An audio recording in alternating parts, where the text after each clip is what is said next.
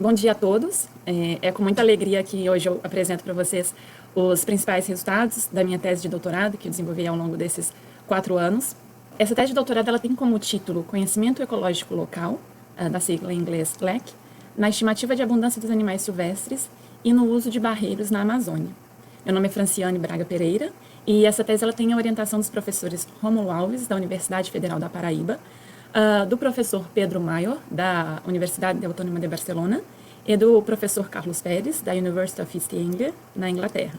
O professor Pedro Maior, na Espanha. Bem, essa tese está estruturada em 6 capítulos. O primeiro capítulo, eu apresento uma introdução geral sobre o assunto. O capítulo 2, eu faço uma estimativa de abundância dos animais silvestres através de 2 metodologias diferentes. Os transectos lineares e através de entrevistas, que é uma metodologia baseada no conhecimento ecológico local. Então, por isso que vai aparecer essa sigla LEC, que vem do inglês, Local Ecological Knowledge. No capítulo 3, eu avalio o consenso das respostas obtidas a partir de entrevistas para a estimativa de abundância dos animais. No capítulo 4, eu faço uma estimativa de abundância de animais silvestres em barreiros na Amazônia, através do conhecimento ecológico local. No capítulo 5, inicialmente eu faço identificação de barreiros na Amazônia contaminados com petróleo e depois eu verifico se está havendo consumo de solo contaminado nesses barreiros através de gravações por câmera trap. E, finalmente, no capítulo 6, eu apresento para vocês componentes curriculares e extracurriculares desenvolvidos ao longo dessa tese. Bem, iniciando o capítulo 2, nosso capítulo 2 ele já está publicado, foi publicado em dezembro do ano passado, na revista Methods in Ecology and Evolution. Esse capítulo 2 ele é intitulado Congruência de métodos baseados no conhecimento ecológico local e nos transectos lineares na estimativa de abundância dos animais silvestres nas florestas tropicais. Quando a gente pensa em conservação da natureza, para a gente traçar as ações de conservação, primeiro a gente precisa compreender qual que é a situação das populações silvestres. Se as populações silvestres estão em equilíbrio, por exemplo, ou se a abundância dessas populações silvestres está em declínio. Consequentemente, a qualidade do método que a gente usa para realizar a estimativa de abundância vai ser crucial para a gente tomar decisões acerca de ações de conservação para a vida silvestre. De maneira bastante convencional, os transectos lineares eles têm sido utilizados ao longo do tempo para essa estimativa de abundância. Esse método consiste dos pesquisadores percorrerem um transecto linear e contar os indivíduos de cada espécie que são observados durante esse transecto. Esse método ele é bastante convencional, mas é um método que demanda muito esforço, muito dinheiro e como a gente vai ver, também tem suas limitações. Por outro lado, as entrevistas, que é um método baseado no conhecimento ecológico local, é um método que, apesar de ser utilizado há pelo menos 2 séculos, só foi reconhecido dentro da academia como um método científico válido nas últimas 3 décadas. Então, apesar de ser utilizado há muito tempo por pesquisadores, esse reconhecimento ele é mais recente. Bem, nesse capítulo 2, nós comparamos índices de abundância de 91 espécies obtidos a partir desses 2 métodos que eu apresentei para vocês. Os transectos lineares, que consiste em um método bastante convencional, e as entrevistas, que consiste em um método baseado no conhecimento ecológico dos moradores locais. Para isso, a gente considerou 91 espécies de aves, mamíferos e répteis, percorremos 9.221 quilômetros de trilha, e realizamos 291 entrevistas. Essas trilhas e essas entrevistas foram realizadas em 18 áreas dentro de territórios indígenas ou de áreas protegidas de uso sustentável, que são áreas onde as populações humanas elas têm autorização para viver. Essas áreas estão na Amazônia brasileira e na Amazônia peruana, como a gente pode ver aqui no mapa. Para a estimativa de abundância obtida a partir dos transectos lineares, a gente percorreu o transecto e o número total de indivíduos de cada espécie foi dividido pela quilometragem total percorrida. Já para as entrevistas, a gente mediu a abundância da seguinte maneira. Apresentamos a imagem de cada espécie para o morador local, sendo que esses moradores foram selecionados através da técnica bola de neve, que consiste na seleção de pessoas que se consideram especialistas sobre a fauna. A gente apresentou, então, essas imagens para os moradores locais e pediu para ele indicar se a abundância de cada uma dessas espécies na área era ausente, e aí, no caso, a gente apontou o valor de 0, baixa, nesse caso, a gente apontou o valor de 1, média, o valor de 2, ou alta, o valor de 3. Depois, a gente comparou os índices de abundância obtidos a partir desses dois métodos. Primeiramente, a gente comparou os índices por espécie, nesse caso a gente utilizou uma correlação de Pearson, e depois a gente fez uma comparação dos dois índices por grupo de espécies. A gente comparou, por exemplo, para espécies diurnas, espécies noturnas, e nesse caso a gente usou um modelo linear generalizado misto. No caso do modelo, nós utilizamos os valores de abundância obtidos a partir dos transectos como variável resposta e os valores de abundância obtidos a partir das entrevistas como variável preditora. E nós randomizamos o modelo para cada vila e para cada espécie. Iniciando os resultados, para a correlação de Pearson, a gente encontrou que para 55% das espécies avaliadas nesse estudo, que são todas essas espécies em azul, a gente encontrou uma forte correlação entre os índices de abundância apontados pelos dois modelos. Ou seja, transectos lineares e entrevistas apontam para valores de abundância parecidos em todas as áreas amostradas para 55% das espécies avaliadas. Para algumas dessas espécies, a gente não encontrou correlação entre os dois métodos utilizados, e para duas espécies a gente encontrou uma correlação inversa. Aqui é o resultado do modelo linear generalizado misto. Tudo que está em azul significa que a gente encontrou uma correlação positiva entre os dois métodos, e o que está em preto significa que a gente não encontrou correlação entre os dois métodos. Basicamente, os dois métodos apontam para resultados semelhantes para as espécies que são noturnas, independentemente se a espécie vive em grupo ou se ela é solitária, independentemente se a espécie tem um tamanho corporal grande, médio ou pequeno, independentemente se a espécie é terrestre ou arborícola, e independentemente se ela vive em área de várzea ou terra firme. Entretanto, os dois métodos, eles não apresentaram correlação significativa para as espécies que são noturnas. A gente esperava encontrar esse resultado porque os transectos lineares eles têm se mostrado como um método limitado para a identificação de espécies noturnas. Geralmente, os transectos lineares eles são feitos durante o dia, por segurança do pesquisador. E durante o dia, as espécies noturnas elas não estão ativas, né? E aí se torna difícil a visualização dessas espécies. Além disso, os transectos lineares, mesmo quando feitos durante a noite, tem ali uma limitação da visão humana, e a gente faz também mais ruído percorrendo um transecto durante a noite. Então, muito antes da gente observar a espécie já nos viu e se escondeu. Além disso, a gente não encontrou correlação significativa para as espécies que não são caçadas. A gente também esperava, de certo modo, esse resultado, porque para as espécies que não são caçadas, elas não são foco de atenção dos moradores locais, e isso pode resultar em uma maior dispersão de respostas para os moradores locais. Apesar da congruência geral entre os dois métodos na estimativa para a grande maioria das espécies, quando a gente observa a abundância de cada espécie em cada vila avaliada, a gente encontra o seguinte. Essa primeira imagem aqui, eu tenho os valores de abundância obtidos a partir dos transectos lineares para 4 categorias de abundância distintas. Essa primeira coluna nos informa que cada cor aqui é uma espécie e a largura de cada caixinha é o número de comunidades onde aquela espécie foi identificada com aquela abundância. O que essa primeira coluna fala? Que através dos transectos lineares não foi possível identificar a maioria das espécies na maioria das áreas. É importante ressaltar que todas essas espécies consideradas nesse estudo, elas têm potencial de ocorrer na área. Então, a gente esperava encontrar essas espécies através dos transectos lineares.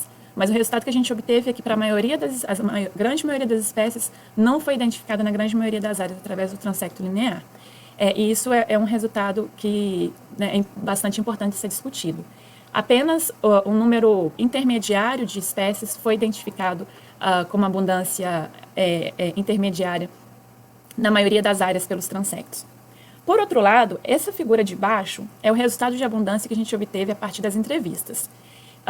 Esse resultado nos mostra que os moradores locais, eles percebem que a maioria das espécies que a gente esperava encontrar no local, esses moradores percebem que as espécies de fato ocorrem no local e com uma abundância intermediária e alta.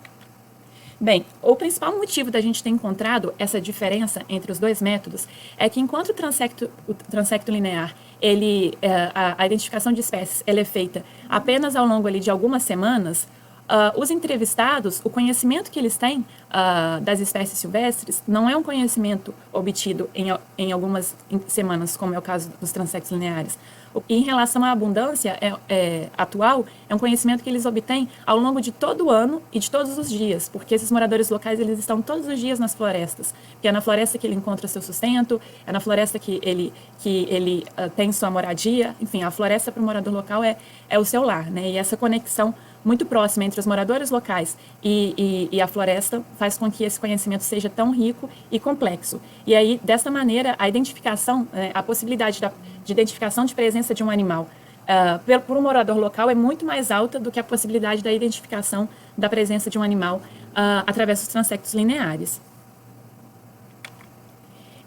Esse resultado desse segundo capítulo nos fez fazer o seguinte questionamento. Mas será que todas as pessoas identificadas, elas nos fornecem informações que podem ser consideradas válidas? E será que a gente pode fazer essas perguntas perguntas de abundância para todas as espécies? Ou será que tem espécies que a informação fornecida pode não ser válida? Diante deste questionamento, a gente desenhou nosso terceiro capítulo. Nosso terceiro capítulo é intitulado Quem conhece sobre os animais silvestres? Negociação e compartilhamento do conhecimento acerca da abundância dos animais silvestres. Bem, para construir esse capítulo, a gente tomou como base a teoria do consenso cultural. Essa teoria, ela explica que quando muitas pessoas experientes sobre determinado assunto concordam entre si, a gente vai ter uma validação daquela informação e, consequentemente, essa informação ela vai ser passada adiante, né? Então, a teoria do consenso cultural ela vai basicamente girar em torno da concordância entre um grupo de pessoas, né? Ou seja, ela vai girar em torno do conhecimento compartilhado, de um mesmo conhecimento compartilhado entre um grupo de pessoas. Assim, o objetivo desse terceiro capítulo foi determinar os padrões de espécie, de pessoas e áreas com consenso cultural em relação à abundância dos animais silvestres. Para a realização desse capítulo, a gente considerou 95 espécies de animais silvestres e nós entrevistamos 333 pessoas com diferentes características sociais em 20 áreas demograficamente distintas. Por exemplo, se a gente olha aqui para esse mapa, onde a gente realizou a pesquisa, a gente vê que cada círculo desse representa uma vila. A gente vê que tem vilas com um círculo bem pequeno. Essas vilas, em média, têm 50 pessoas morando ali. Já tem algumas outras vilas que têm um círculo bem grande. Essas vilas têm, em média, pode chegar a ter até 600 moradores nessa mesma vila. Então, a gente considerou vilas com características demográficas diferentes, né? E a gente também entrevistou pessoas com características diferentes.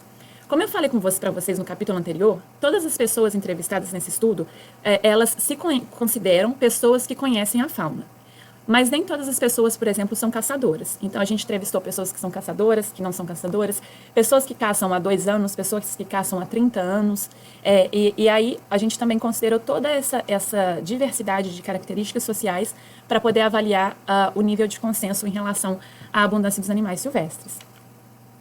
Bem, a gente calculou o valor de consenso para consenso pessoal, ou seja, o consenso que cada pessoa apresenta em comparação aos demais da sua comunidade, e também o consenso, no caso, a concordância, né, entre todos os moradores de uma mesma comunidade. A gente avaliou isso através a gente calculou esse valor de consenso através do programa UCINET. O programa UCINET ele vai nos fornecer um valor que varia entre 0 e 1. Quanto mais próximo de 1, maior é o valor de concordância, ou seja, de consenso de uma pessoa em relação à resposta que as demais pessoas daquela comunidade fornecem.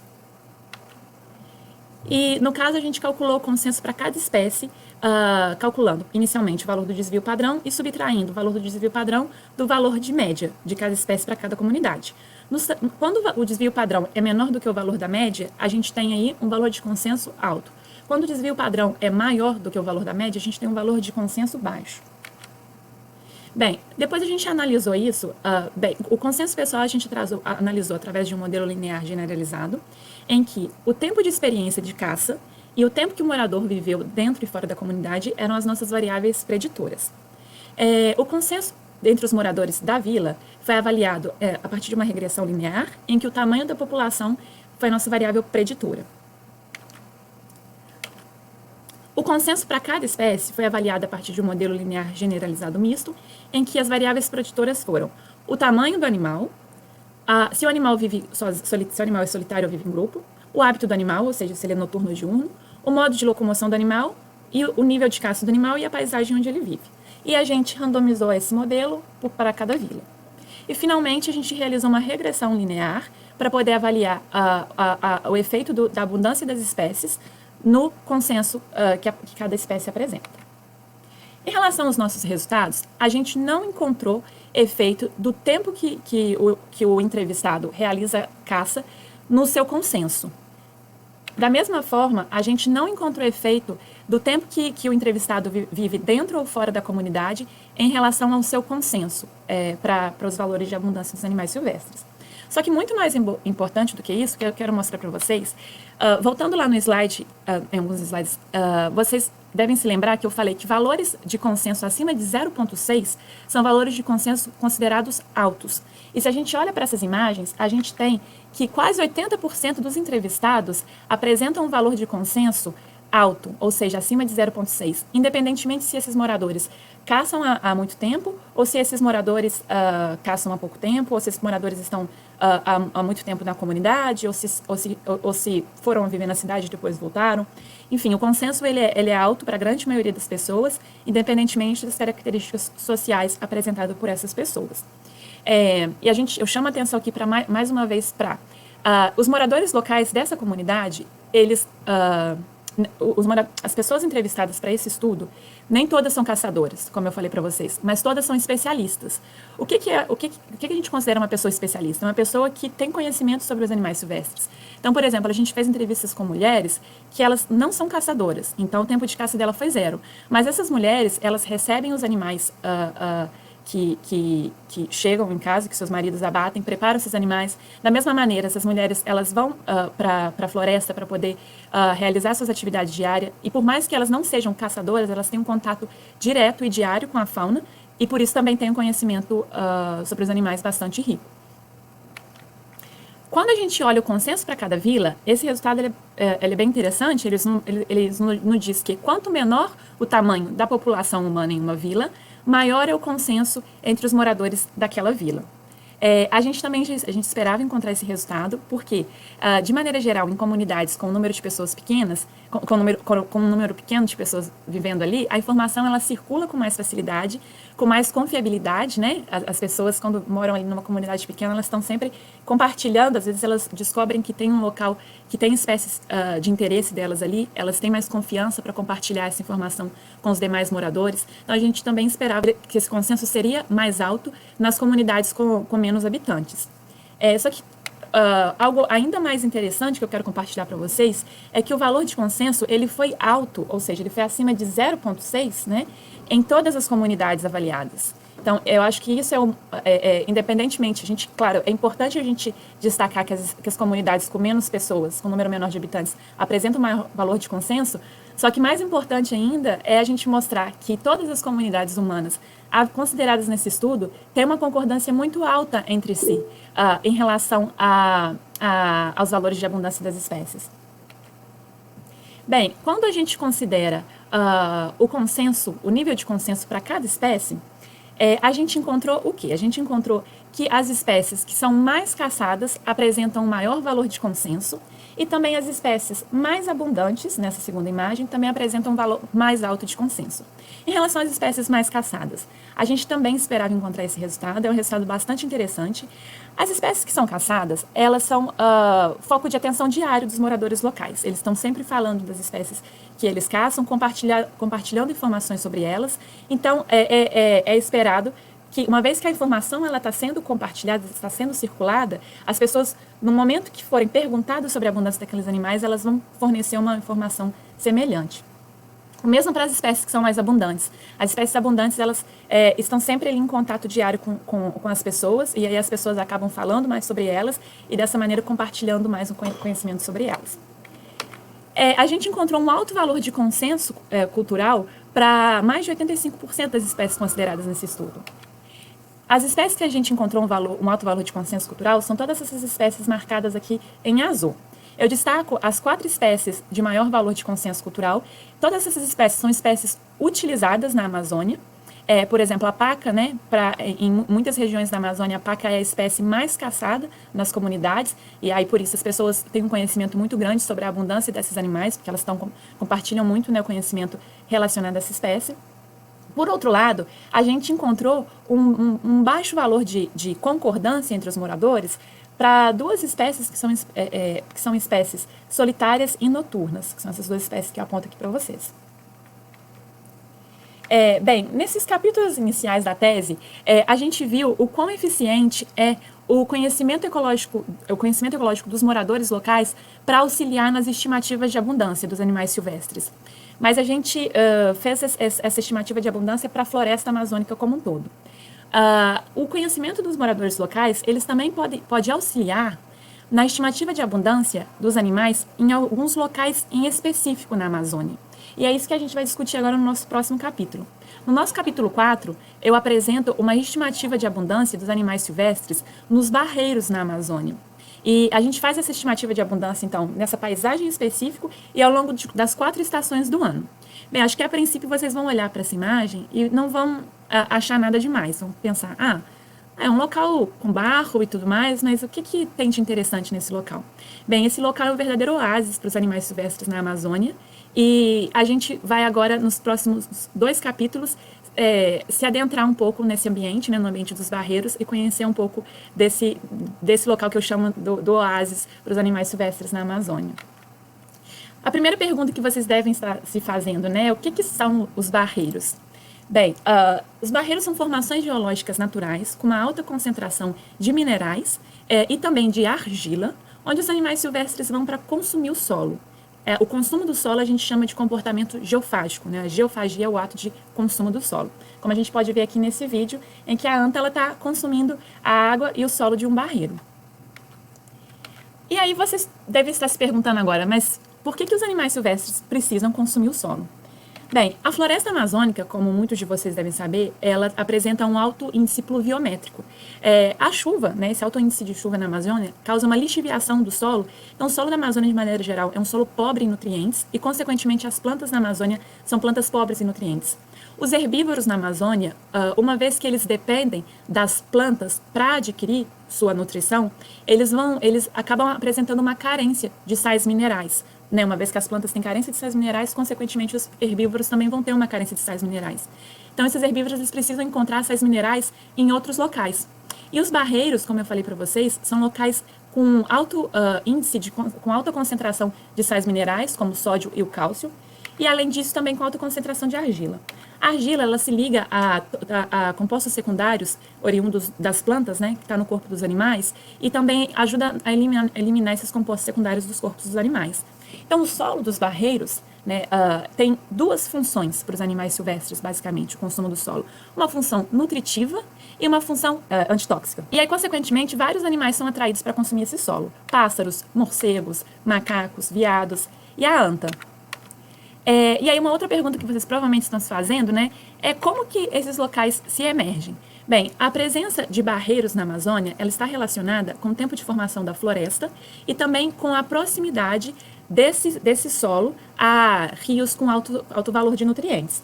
Na Amazônia, essa região aqui do oeste da Amazônia, onde eu marco para vocês, onde está principalmente a região, né, do Peru, é uma região de formação geológica mais recente.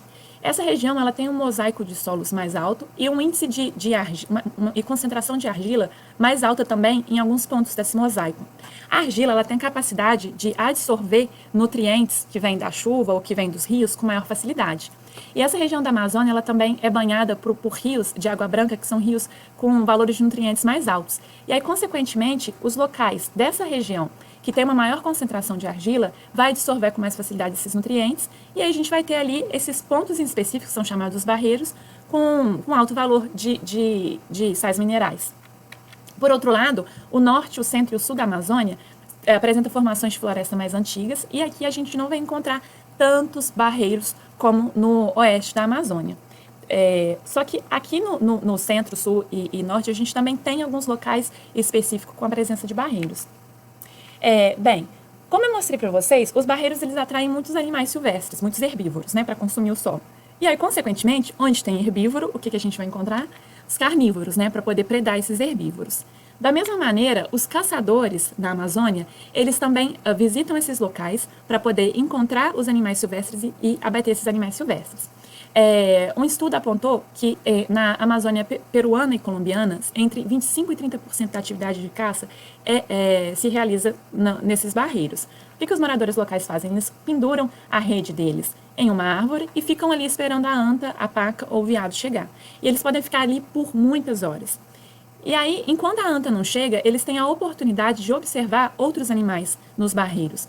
Isso faz com que os moradores, os caçadores que realizam as atividades nos barreiros, tenham um conhecimento muito rico sobre os animais silvestres que visitam esse local. Não só sobre os animais que eles caçam, mas também sobre outros animais que estão ali visitando o barreiro para o consumo do solo.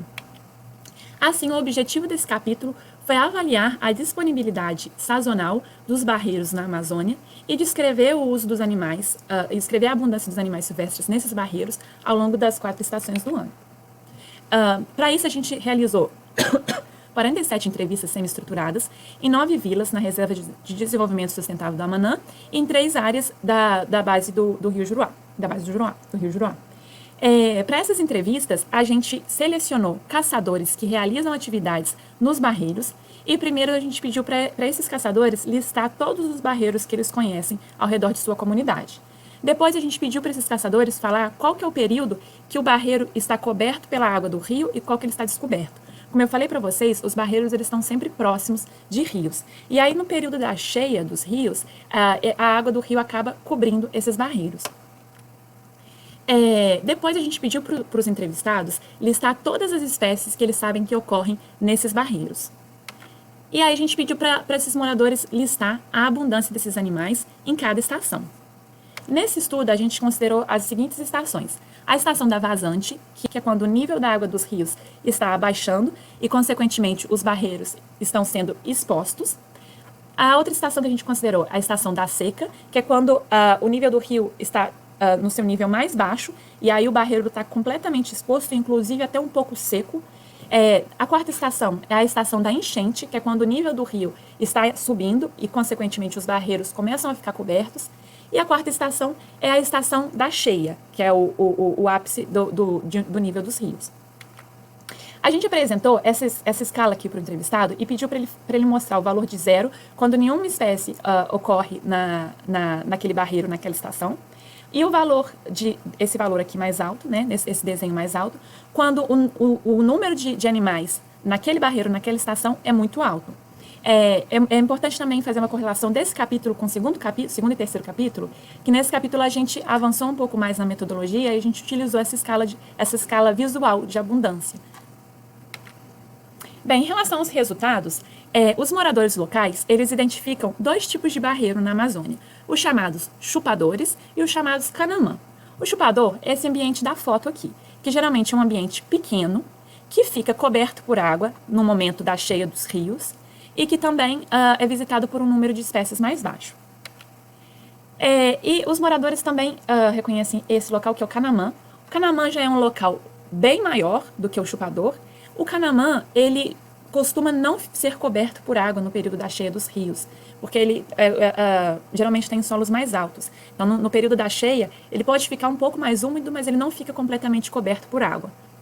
E também no canamã, a riqueza de espécies visitando o local é bem mais alta. Por exemplo, não vão só a anta ou o veado, também a gente pode encontrar ali algumas espécies de pássaro, né? Algo interessante, uma explicação bastante didática que os moradores locais fornecem para a gente entender a diferença entre o chupador e o canamã é a seguinte. Os moradores locais na Amazônia, eles falam que tanto o chupador quanto o canamã, eles servem para tratar a saúde dos animais. Mas enquanto o chupador é um posto de saúde da comunidade, o canamã é um hospital na capital Manaus, que é bastante maior, bastante mais complexo. Eu acho que não tem uma explicação mais didática para a gente compreender a diferença entre chupador e canamã do que essa fornecida pelos entrevistados. Bem, a gente identificou 59 barreiros a partir das entrevistas e identificamos 39 espécies visitando esses locais.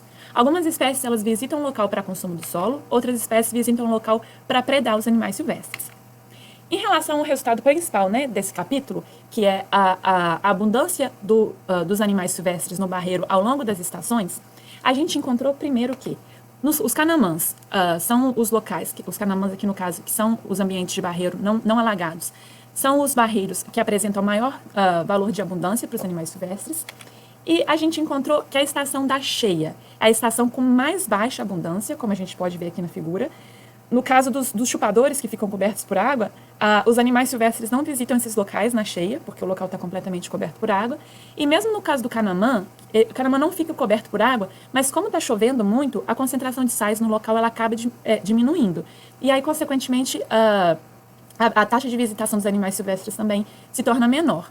Outro motivo da menor abundância dos animais silvestres nos barreiros, no período das cheias, pode ser também devido a uma mudança na dieta desses animais. Eles podem estar consumindo mais frutas nesse período e, consequentemente, tendo menor necessidade de adquirir nutrientes a partir dos solos dos barreiros. Bem, o período da vazante, que é aquele período que o nível do rio está abaixando, é a estação que a gente encontrou com maior abundância de animais silvestres. Esse período da vazante é um momento que o barreiro está ficando exposto e a gente vai ter ali um solo rico em argila e rico em nutrientes, né? E um ambiente úmido também, que é um ambiente bastante propenso e fácil para os animais silvestres consumirem o sono. Bem, a gente chega ao fim aqui do capítulo 4 dessa tese, e a gente conclui, né, o quão rico é o conhecimento dos moradores locais para poder identificar a presença dos animais silvestres visitando os barreiros na Amazônia e ao longo de diferentes estações do ano. Só que os moradores locais, eles também nos trouxe há um tempo atrás que os animais silvestres eles estavam consumindo o solo não só de barreiros naturais, mas também de paisagens contaminadas, potencialmente contaminadas com petróleo. E aí a gente entra no nosso quinto capítulo. O nosso quinto capítulo ele é intitulado Geofagia como uma nova rota de ingestão de solo contaminado pelos animais silvestres na Amazônia. Geofagia, como eu falei para vocês, é o ato do animal consumir o solo. Então, o consumo do solo ele poderia estar contaminando os animais silvestres. Bem, a indústria de extração de petróleo na Amazônia, ela gera como um dos seus principais subprodutos a chamada água produzida. Essa água produzida, ela apresenta uma alta concentração de sais minerais, como por exemplo o sódio. E aí, como a gente tem essa alta concentração de sais minerais na água produzida, os animais silvestres, eles se aproximam das instalações petrolíferas e começam a consumir o solo ao redor dessas instalações petrolíferas. Só que esses locais, né, além de apresentarem esses altos índices de sais minerais, também apresentam isótopos radioativos e agentes tóxicos, como os metais pesados. Então, a ingestão do solo, que a princípio deveria servir para nutrir o animal, nesse caso, está servindo para contaminar os animais silvestres. E aí, após observar que os animais silvestres estavam consumindo solo de locais contaminados com petróleo, os moradores locais de comunidades no Peru entrou em contato com o nosso grupo de pesquisa para poder nos alertar sobre esse consumo. E aí o nosso objetivo nesse capítulo foi confirmar, através de gravações por câmera trap, que os animais silvestres de fato estavam consumindo solo contaminado com petróleo. Primeiramente, nós avaliamos, outros pesquisadores, né, do nosso grupo avaliou a presença de opanos esteranos nos solos e assim confirmaram que esses solos estavam contaminados com petróleo. E aí o que a gente fez? A gente instalou câmeras trap em 19 barreiros ao longo próximos de uma estação de petróleo no Peru. 3 desses barreiros são barreiros naturais e 16 desses barreiros são barreiros contaminados com petróleo. Os barreiros naturais são esses apontados com essas arvorezinhas aqui e os barreiros contaminados são esses com esse símbolo aqui de óleo. Bem, a gente obteve, a partir da instalação das câmeras TRAPS, 8.623 vídeos que foram gravados ao longo de 1.641 dias que as câmeras estiveram ativas. Nós analisamos, é importante também destacar que o monitoramento dessas câmeras TRAPS nos locais foi feito a partir dos moradores locais. Então, os moradores locais, nesse capítulo, também nos ajudou no monitoramento da gravação da fauna, né, dos animais nesses barreiros. E aí, depois das imagens obtidas, a gente analisa essas imagens através do programa Time-Lapse. E aí, a gente calculou, inicialmente, a frequência de visita desses animais nos barreiros, dividindo o número de visitas independentes pelo número de dias de câmeras TRAPS ativas. Depois a gente realizou um modelo linear generalizado misto para poder ver o efeito do tipo de barreiro, ou seja, se é um barreiro natural ou um barreiro contaminado, na frequência de visita. Aqui a gente queria saber, será que nos barreiros naturais a frequência de visita dos animais silvestres é mais alta do que nos barreiros contaminados? Essa foi a nossa primeira pergunta, a gente já vai ver se tem ou não essa diferença. E a gente também analisou a composição de espécies em cada barreiro através de uma MFA. Bem, como resultado, a gente encontrou um total de 3.818 visitas independentes de 26 espécies. Dessas 26 espécies, 18 foram gravadas consumindo, de fato, o solo. Das espécies que a gente gravou consumindo o solo, 69,58% eram gravações de anta, né, do tapir. E 13,75% eram gravações de veado. 16,65% eram gravações de outras espécies. Em relação à composição das espécies dos barreiros, a gente encontrou que alguns barreiros são visitados principalmente por veados, outros barreiros são visitados principalmente pela anta e outros principalmente por aves.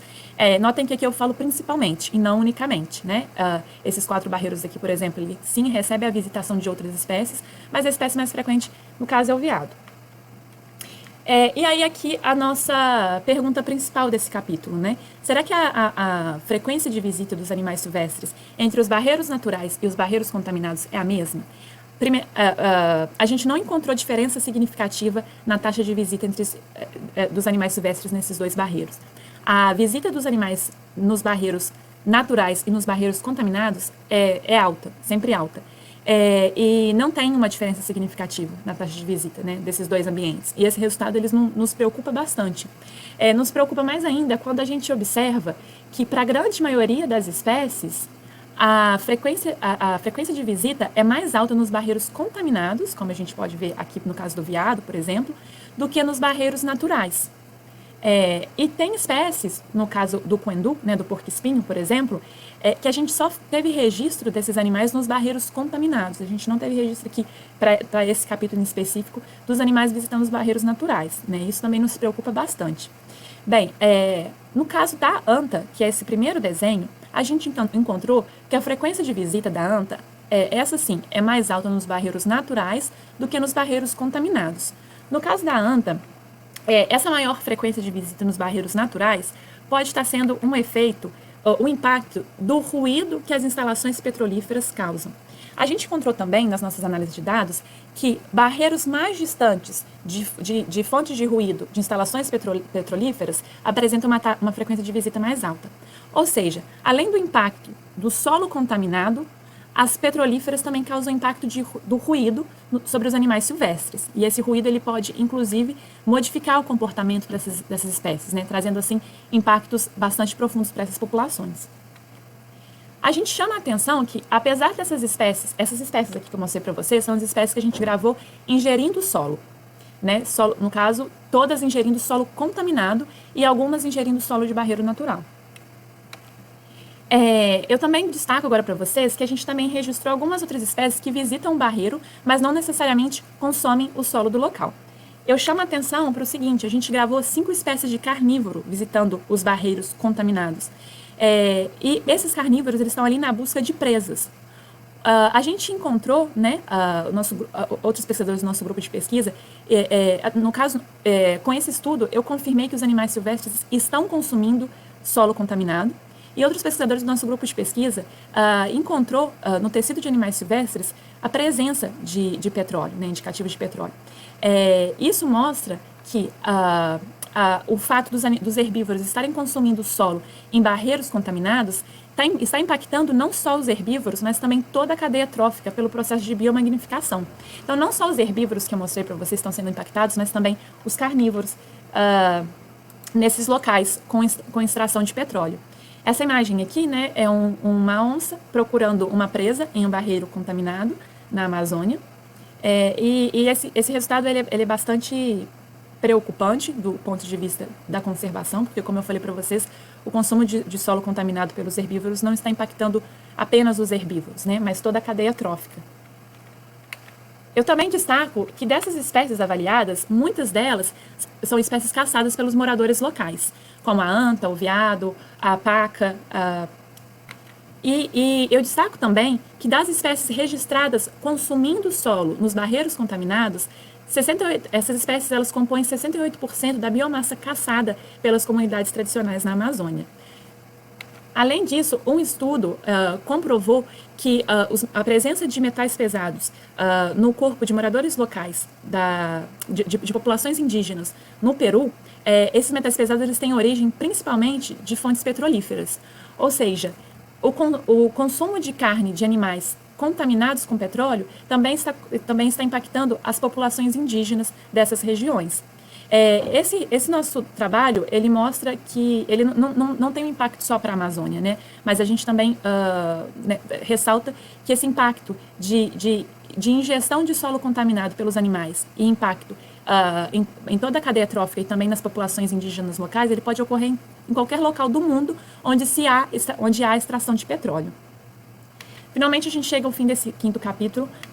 Como conclusão geral dessa tese, eu trago para vocês, voltando lá nos nossos primeiros capítulos, né, a importância das entrevistas para a gente poder identificar a abundância dos animais silvestres na Amazônia, a importância da entrevista para a gente identificar a presença de barreiros na Amazônia, que são aí o oásis que a gente tem para os animais silvestres na floresta amazônica, e também a importância das entrevistas para a gente identificar barreiros contaminados com petróleo na Amazônia. Além disso, eu também trago para vocês que nossa proposta nessa tese não é dizer que as entrevistas devem substituir outros métodos de identificação e monitoramento da fauna, mas sim que a gente precisa combinar métodos. E, no caso, se a gente for adotar um monitoramento da fauna a partir de transectos lineares ou de câmeras traps, como o caso do nosso capítulo 5º, que esse monitoramento seja feito pelos moradores locais. O envolvimento dos moradores locais na pesquisa dos animais silvestres é a maneira mais eficiente que a gente pode ter para, de fato, assegurar a conservação da biodiversidade e também a autonomia das populações locais quando diz respeito às pesquisas de conservação. Bem, eu chego aqui ao fim dos capítulos empíricos, né, dos resultados empíricos obtidos a partir dessa tese. Eu também gostaria de destacar que, ao longo do desenvolvimento dessa tese de doutorado, eu fiz outros trabalhos paralelos. Eu publiquei 5 artigos como primeira autora em revistas de alto fator de impacto. E, além disso, eu também colaborei, né, com outros trabalhos. No caso, eu publiquei 3 artigos como coautora e participei como coautora também de 2 artigos que estão em revisão, ao longo aí dos 4 anos da tese. Finalmente, eu gostaria de agradecer as organizações que financiaram a pesquisa que eu apresentei para vocês. Gostaria de agradecer também as instituições que apoiaram de alguma maneira essa tese. E gostaria de agradecer, né, principalmente os moradores locais das áreas entrevistadas, não só as áreas que eu visitei, mas as áreas que todos os pesquisadores que ajudaram a coletar dados para essa tese visitaram. Queria agradecer esses moradores pelo tempo disposto nas entrevistas e também por nos receberem com muita confiança em seus lares. Gostaria de agradecer também todos os pesquisadores que auxiliaram na coleta de dados apresentados nessa tese. Em destaque, eu gostaria de agradecer a Thaís e ao Rani, que foram verdadeiros anjos que apareceram na minha vida, né, durante esses 4 anos da tese. Também ao professor Marti Horta, que está aqui assistindo. Gostaria de agradecer também o meu grupo de pesquisa na Paraíba, o grupo de pesquisa de etnobiologia. Gostaria de agradecer ao Laboratório de Mamíferos da Universidade Federal da Paraíba. Gostaria de agradecer aos meus amigos do Instituto de Pesquisa, onde eu estou fazendo meu doutorado de sanduíche aqui na Espanha. Gostaria de agradecer ao meu orientador, professor Rômulo Alves, ao meu co-orientador, professor Carlos Pérez, e ao meu co-orientador, professor Pedro Maior. Bem, eu não vou adentrar muito agora nesses agradecimentos, porque senão eu vou ficar muito emocionada. Mas eu também queria agradecer, né, os meus amigos, que sempre me apoiaram, e, acima de tudo, também gostaria de agradecer muito a minha família, que está sempre aí me apoiando em todas essas viagens e no meu sonho aí de realizar essas pesquisas. É isso, muito obrigada. Vou beber uma água agora. Obrigado, Fran. Bom dia para todos que chegaram depois.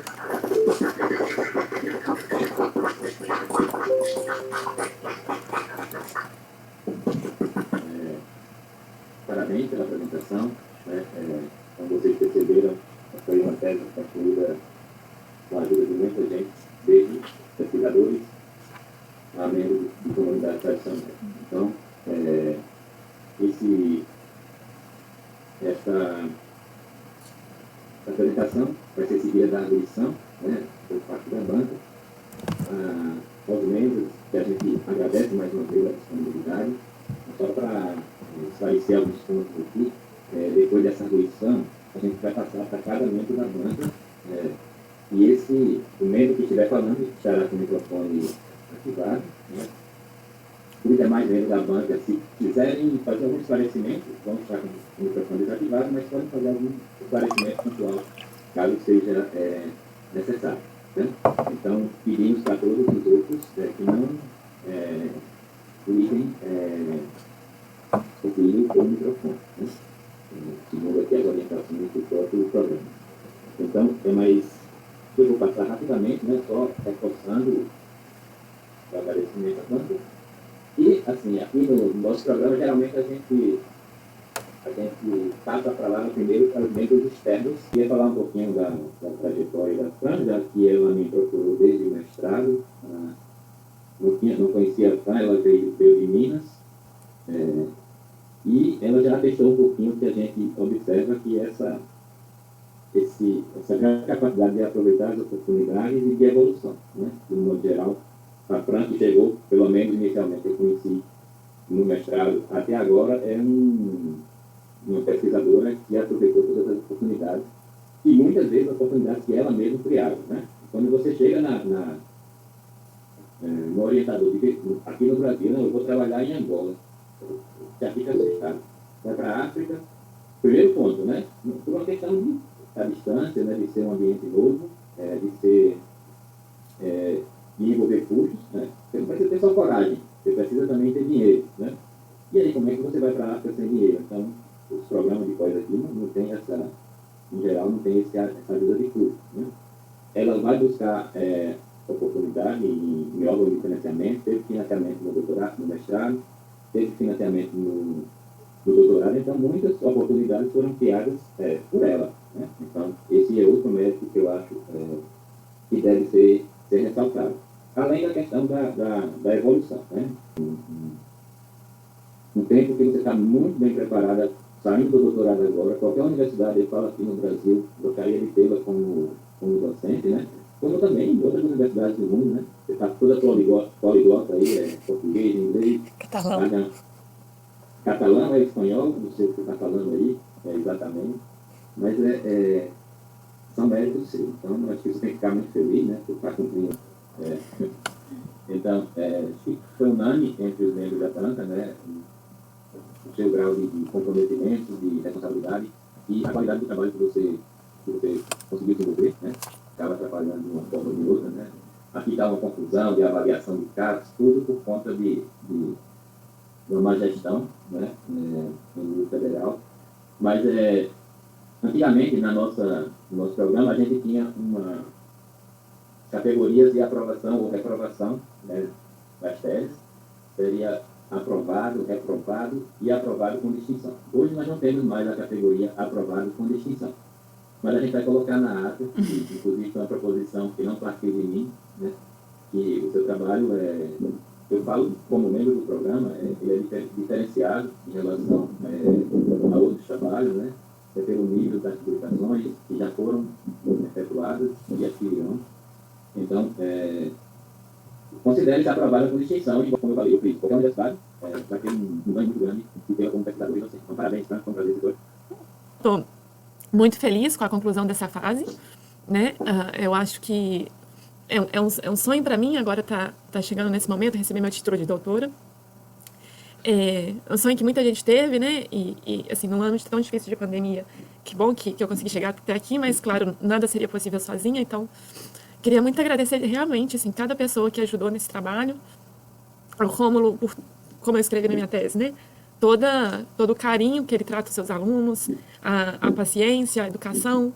Quando eu estava ansiosa de atender uma ligação de telefone e me acalmar e falar, fica tranquila que isso acontece, mas tenta trabalhar isso para poder melhorar, né, cuidar da sua saúde. Então, eu acho que isso fez diferença. Cada pesquisador, que nem eu falei, Rani e Thaís, eu não posso deixar de agradecer a eles, que estiveram o tempo todo presentes nesse momento. O Carlos, que me recebeu de portas abertas lá em Norwich, na Inglaterra, há anos atrás, sem mesmo nunca ter me conhecido, escreveu um e-mail para ele, ele foi e me recebeu lá na Inglaterra. Queria muito agradecer também ao Pedro e ao Marti, que da mesma maneira que o Rômulo e que o Carlos nunca tinham me visto, e aí eu fui colocada em contato com eles e me receberam de braços abertos. E essa confiança que esses pesquisadores tiveram comigo, também a mesma confiança que os moradores locais tiveram, porque eu chegava numa comunidade de barco e batia na porta de uma pessoa e falava, eu posso trabalhar aqui na sua comunidade por alguns dias? E a pessoa nunca tinha me visto e me recebia como uma filha, né?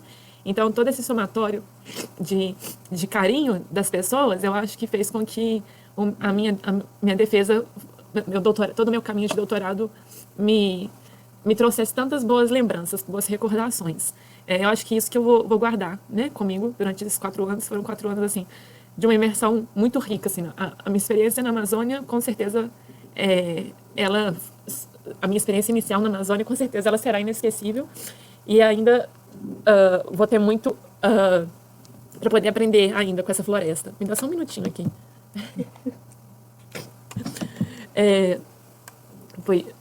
E aí é isso, nossa, eu me desconstruí toda. Queria agora agradecer a minha banca, que foi uma banca escolhida com muito carinho. Como eu falei para a professora Olga, eu quando peguei a tese dela, né, Carlos Pérez, no sé, se conoce, pero dije, tú tienes que leer la tesis de Olga. Busca la tesis de Olga, tienes que leer la tesis de Olga. E quando eu empecé a ler tu tesis, não conseguia parar. Quando eu vi, todas as noites, Olga foi a dormir em las colpas. E dije, eu também quero dormir em las colpas.